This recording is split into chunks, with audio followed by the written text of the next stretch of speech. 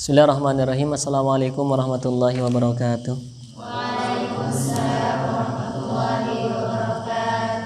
Alhamdulillahirabbil alamin wa bihi nasta'in wa ala umuri dunya waddin.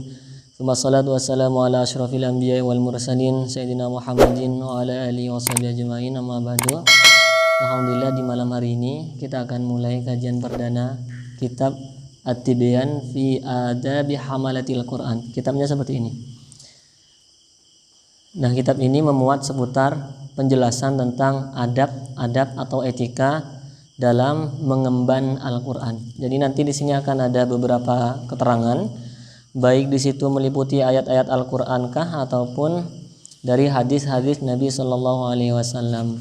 Dan nanti juga di sini akan disampaikan para sahabat itu kalau menghatamkan Al-Quran berapa kali dalam satu pekannya, atau berapa sebulan, atau berapa kali dalam sebulannya. Nanti di sini akan ada contoh-contohnya. Nah, karena itu sebelum kita memulai, kita memohon kepada Allah Subhanahu wa taala mudah-mudahan kita mendapati keberkahan dari kitab yang telah dikarang oleh Abi Zakaria Yahya bin Syarafuddin An-Nawawi Asy-Syafi'i. Beliau ini nama pengarang kitabnya populer dengan sebutan Imam Nawawi Ad-Dimashqi, Damaskus. Karena ada dua Nawawi. Kalau Indonesia namanya Syekh Nawawi Al-Jawi Al-Bantani. Itu memiliki tafsir Al-Munir atau tafsir Marah Labid. Kalau yang saya bawa ini tafsir Al-Jalalain. Insyaallah nanti kita akan mengkaji tafsir Al-Jalalain ini. Ya, kalian gak usah kaget nih, ini gak ada yang ada harakatnya. Nah, karena itu insyaallah dengan iktisab itu setidaknya bisa membantu kita untuk membaca kitab kuning. Kita mulai ya. Bismillahirrahmanirrahim. Qala al-muallif rahimahullahu taala wa nafa'ana bi 'ulumihi wa amadana bi asrarihi fid dharain amin. Jadi nanti kalau ada yang menyoal kalian, siapa pengarang dari kitab At-Tibyan fi Adabi Hamalatil Quran, maka jawabannya Imam Nawawi. Disebut dengan imam itu bukan namanya imam, tapi orang yang alim kemudian menjadi pemimpin itu disebut dengan imam. Sama halnya dengan istilah syekh. Syekh itu terkadang karena orang itu memiliki keilmuan yang tinggi atau karena umurnya sudah sepuh. Syekh ini. Kita akan mulai. Bismillahirrahmanirrahim. Qala al-muallif rahimahullahu taala wa nafa'ana bi 'ulumihi wa amadana bi asrarihi fid dharain amin. Al-babul awwalu, bab yang pertama. Bab yang pertama ini akan menyampaikan seputar fi atrafi min fadilati tilawatil Qur'ani wa hamalati. Jadi kalian nanti tidak usah menulis apa yang semua saya sampaikan, tinggal kalian mencatat poin-poinnya saja. Sekiranya apa yang penting bagi kalian kemudian membantu proses kita untuk menuju ahli Quran. Fi atrafi min fadilati tilawatil Quran wa hamalatihi. Jadi dalam bab yang pertama ini kita akan mengkaji beberapa aspek seputar keutamaan membaca Al-Quran dan mengemban Al-Quran. Fadilah membaca Al-Quran dan mengembannya. Ini bab yang pertama.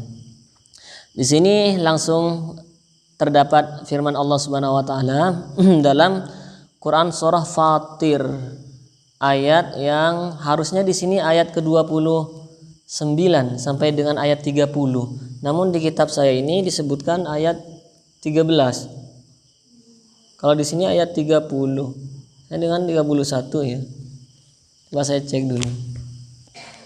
Jadi bunyi ayatnya itu di surah Fatir, innalladzina yatluna kitaballah wa aqamus shalah wa anfaqu mimma razaqnahum sirran wa alaniyatan yarjuna tijaratan lan tabur liwafiyahum ujurahum wa yazidahum min fadli innahu ghafurun syakur. Jadi saya cari dulu ini sebetulnya yang benar ayat keberapa ini.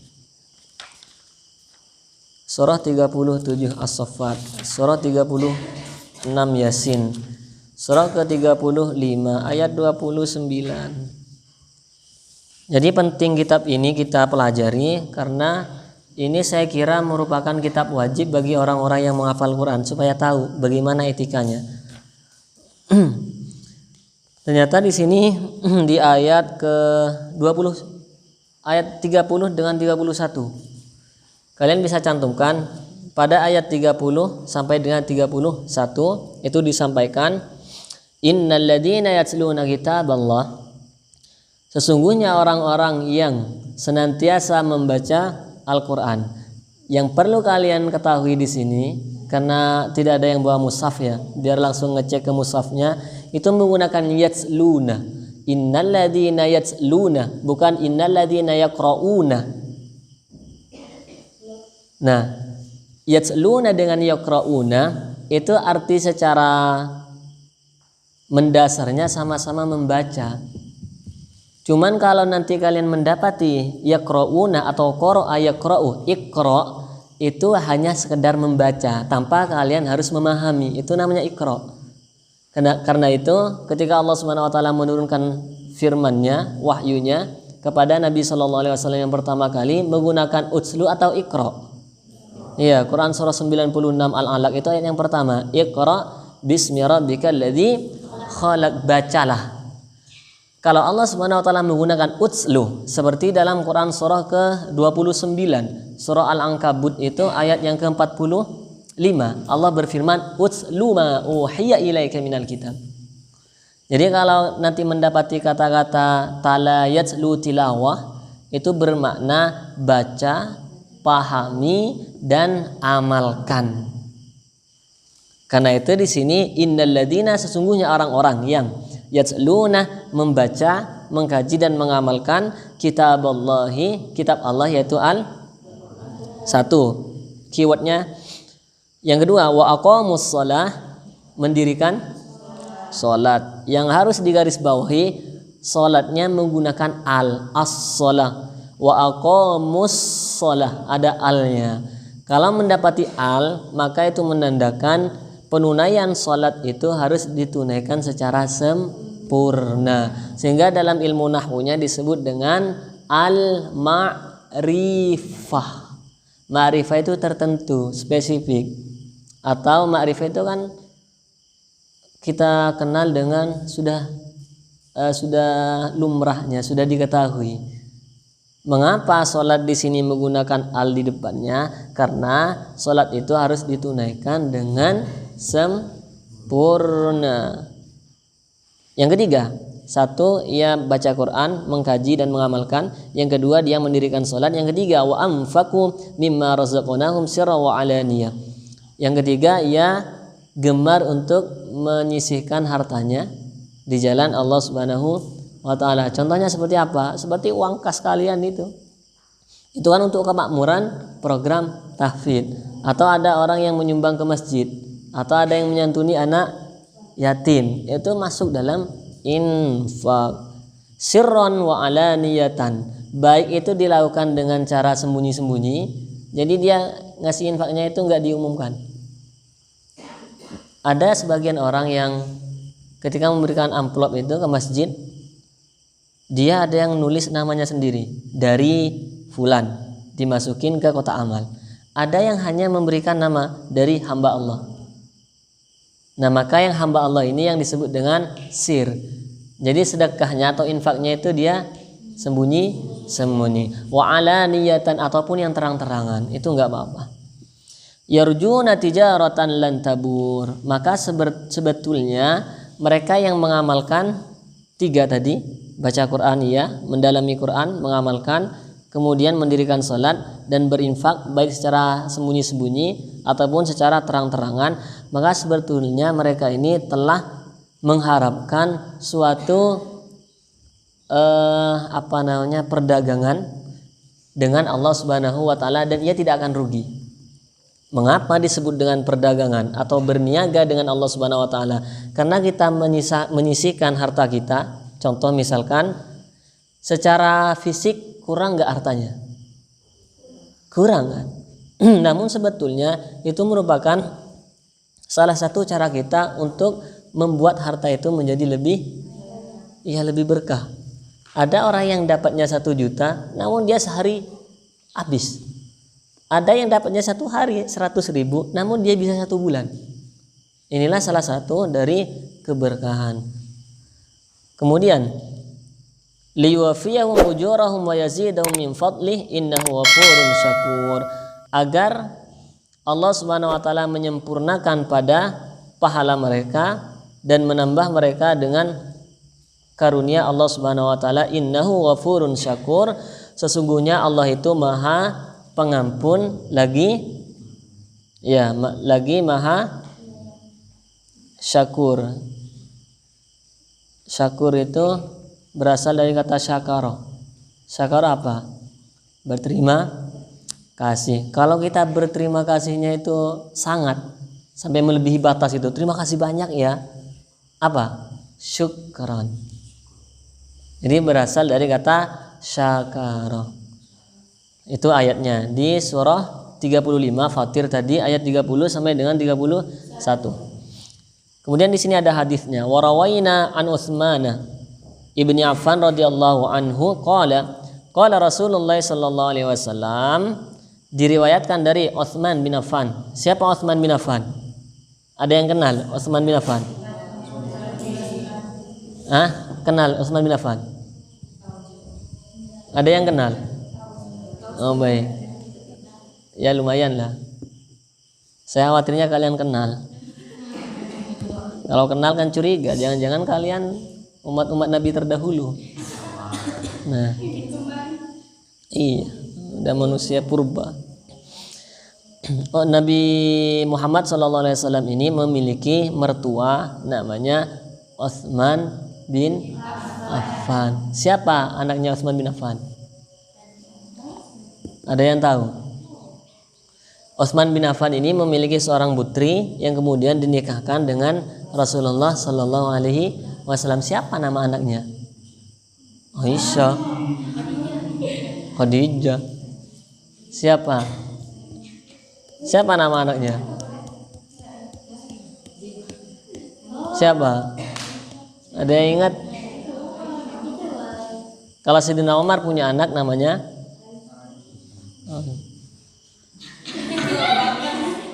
Jadi Utsman bin Affan ini memiliki seorang putri namanya Hafsah. Itu istri Nabi. Anaknya siapa? Anaknya Sayyidina Utsman bin Affan. Sayyidina Utsman bin Affan ini khalifah yang keberapa? Yang keempat siapa? Yang kedua? Yang pertama? Ya Abu Bakar. Sayyidina Utsman bin Affan ini wafat dalam keadaan dia apa? Di itu gimana? Ditikam. Siapa yang menikam? Siapa yang menikam? Nizam. Abu Jahal. Hati-hati kalian. Kenapa dibunuh? Iya. Karena ya yang paling gampang jawabannya karena tidak suka, karena bertentangan dengan ajaran bukan ajaran Islam, kepercayaan orang-orang yang tidak sepakat dengan ajaran yang dibawa oleh Utsman bin Affan. Makanya beliau itu dibunuh. Apa sabda Nabi Shallallahu Alaihi Wasallam yang diriwayatkan dari Utsman bin Affan, yaitu yang sangat populer, khairukum man ta'allamal Qur'ana wa 'allamah. Dari sini sudah hafal belum? Diulang. Khairukum man ta'allamal Qur'ana wa 'allamahu. Sudah hafal belum? Berdua langsung. Baik, sebelah sini. Baik, yang putri semua. Ya wa'allamahu. Ya kalau kalian nanti ditanya siapa periwayat dari hadis khairukum man ta'allamal Qur'ana wa 'allamahu, siapa yang meriwayatkan? Dari siapa? Dari sahabat siapa? Utsman bin Affan. Khairukum, sebaik-baik di antara kalian, man adalah orang yang ta'allama, mengkaji Al-Qur'an, wa 'allamahu, dan mengajarkan Al-Qur'an. Masih ingat khair itu apa kemarin yang di aliyah? Thayyib itu baik juga. Tapi ada toyib nggak pulang-pulang, Bang Toyib. Tapi kok nggak baik? Katanya toyib juga baik. Tapi Bang Toyib nggak pulang-pulang tuh. Berapa kali lebaran? 3 kali lebaran nggak pulang-pulang. Jadi kalau disebut dengan khair itu baiknya ditinjau dari sifatnya. Jujur iya. Kemudian amanah iya. Apalagi dia tidak mengeluarkan kata-kata yang jorok. Jadi segala sifat kebaikan yang melekat pada diri seseorang itu dinamakan dengan khair. Karena itu kalau kalian ditanya kaifa halukum, bagaimana keadaan kalian sekarang? Alhamdulillah bi khair. Berarti alhamdulillah sekarang ya baik. Apanya yang baik? Sifatnya. Kalau kalian menjawabnya alhamdulillah ana thayyib, maka itu menunjukkan yang baik itu adalah fisik kalian. Saya ulang, kalau disebut thayyib maka yang baik adalah fisik.